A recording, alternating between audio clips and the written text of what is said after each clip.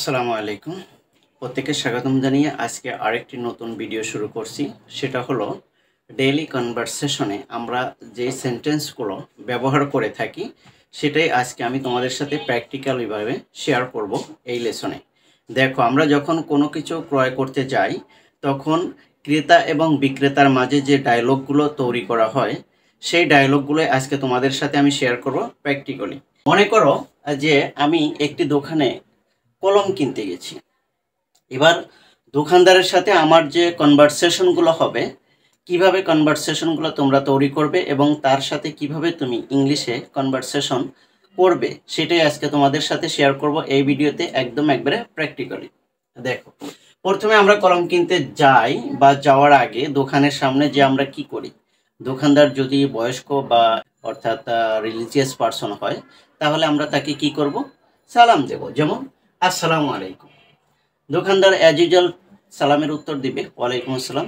এখানে যে শুধু সালাম দিতে হবে তা না, তোমরা যে যে ধর্ম পালন করো সেই ধর্ম অনুযায়ী যে রেসপেক্টেবল ওয়ার্ড আছে সেটা তোমরা সেখানে ইউজ করতে পারো। দেখো, এখানে আমি কি বললাম, আসসালামু আলাইকুম। তখন দোকানদার কি বলবে, সেও বলবে ওয়ালাইকুম আসসালাম, রাইট? এরপরে আমরা কোন কনভারসেশনটা তৈরি করব, কারণ আমরা যখন একটা দোকানে যাব তখন আমাদের তো আগে থেকে একটি বাক্য বলতে হবে, তাই না? সেই ক্ষেত্রে আমরা কি বলবো, আই ওয়ান্ট আ ফ্যান। আমি একটি কলম চাচ্ছি। I want a fan. আমি একটি কলম চাচ্ছি। এবার দোকানদার তোমার কোশ্চেনে কি বলবে, দেখো, of course there is a pen. There is a pen. এই যে অবশ্যই এখানে অনেক কলম আছে বা এই যে কলম, রাইট? তারপরে দেখো, তুমি কলম জিজ্ঞানের পর এবার সে তোমাকে বলল যে হ্যাঁ এখানে কলম পাওয়া যায় বা কলম আছে। তারপরে দেখো, what fans are available in your store. আপনার দোকানে কি কোনো কলম পাওয়া যাবে বা আপনার দোকানে কি কোনো অ্যাভেলেবল কোনো কলম আছে? তারপরে দোকানদার কি বলবে, see that there are many pens. এই যে যা দেখছেন এগুলো সবই কলম। তার মানে কি, তুমি বলছো যে এখানে কি কোনো কলম পাওয়া যাবে, সে কি বলতেছে, see that there are many pens. এখানে অনেকগুলো কলম আছে, এই যে যা দেখছেন এগুলো সবই কি, কলম। তারপরে দেখো, তারপরে আমরা কি বলবো, I want a pen to write. আমি চাচ্ছি লেখার জন্য একটি কলম। দোকানদারকে তুমি কি বললে, যে I want a pen to write. আমি লেখার জন্য একটি কলম চাচ্ছি। এবার সে কি বলে, দেখো, সে কি বলবে, this are all writing pen. এই যে যে কলমগুলো দেখছেন এগুলো সবই কি, লেখার কলম। তারপরে দেখো, এবার তুমি কি বলবে, give me that fan. Give me that fan. ওই কলমটা দেন।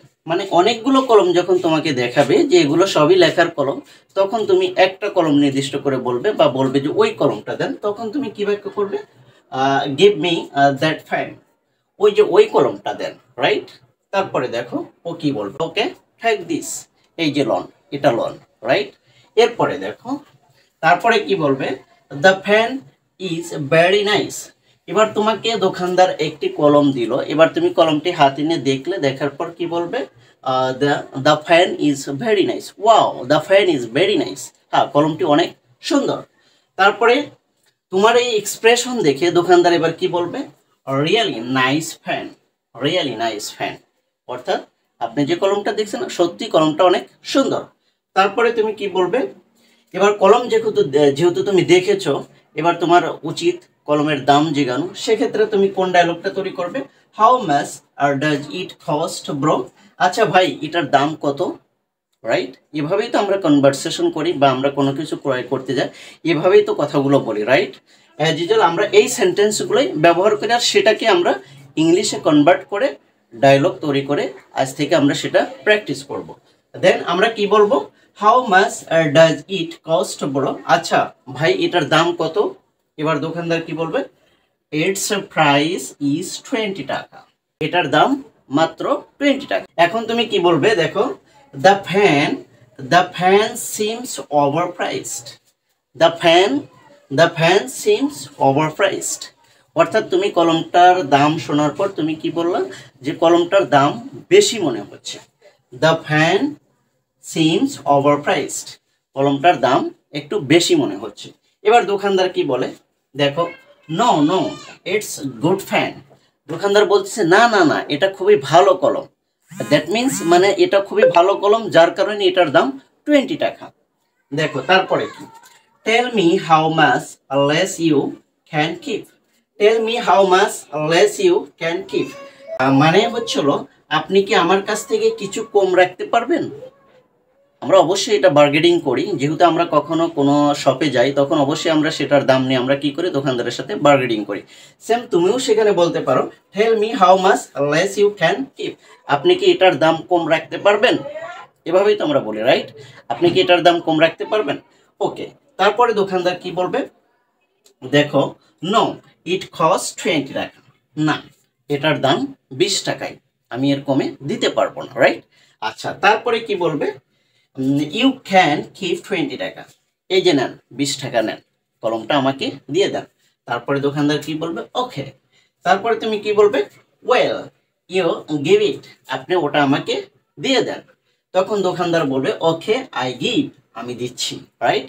এবার তোমাদের কলমটা কি হয়ে গেল, কেনা বেচা হয়ে গেল। লাস্ট মুহূর্তে দোকানদারের যে এক্সপ্রেশন সেটা কি হবে, ওনার সেলকে বাড়ানোর জন্য বা কাস্টমারকে অ্যাটেনশন করার জন্য সে ধন্যবাদ আনতে একটি বাক্য বলবে, কি বলবে, উইল কাম এগেইন, আপনি আবার আসবেন, রাইট? এভাবেই আমরা কিন্তু কি করি, দৈনন্দিন জীবনে আমরা যখন কোনো শপে যাই তখন কিন্তু এভাবেই আমরা যে কোনো জিনিস কেনা বেচার সময় এই সব ডায়লগগুলো আমরা ইউজ করে থাকি। আজকে আমি তোমাদের সাথে একটি পেন দিয়ে একটি ডায়লগ তৈরি করে তোমাদের কাছে আমি এটা দেখালাম, আর তোমরা এভাবে বিভিন্ন প্রোডাক্ট দিয়ে তোমরা ডায়লগ তৈরি করবে এবং ডায়লগ তৈরি করে সেগুলো বাসায় বেশি বেশি করে প্র্যাকটিস করবে। এভাবে তোমরা যদি পেনের জায়গায় যদি তোমরা যদি বুক দাও অথবা অন্য যে কোনো প্রোডাক্ট দিয়ে তোমরা নিজেরা কি করবে, ডায়লগগুলো তৈরি করবে এবং সেই ডায়লগগুলো নিজেরাই কি করবে, প্র্যাকটিস করবে।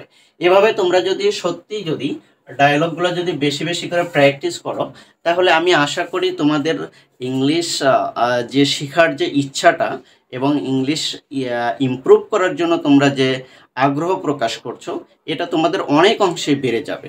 সো আজকে তোমরা যারা আমাকে দেশ এবং দেশের বাইরে থেকে দেখছো, অবশ্যই যদি এই ভিডিওগুলো ভালো লেগে থাকে তাহলে এই চ্যানেলটিকে সাবস্ক্রাইব করতে পারো, অথবা পেজ থেকে যদি দেখে থাকো তাহলে লাইক, শেয়ার, কমেন্ট এবং ফলো করতে পারো।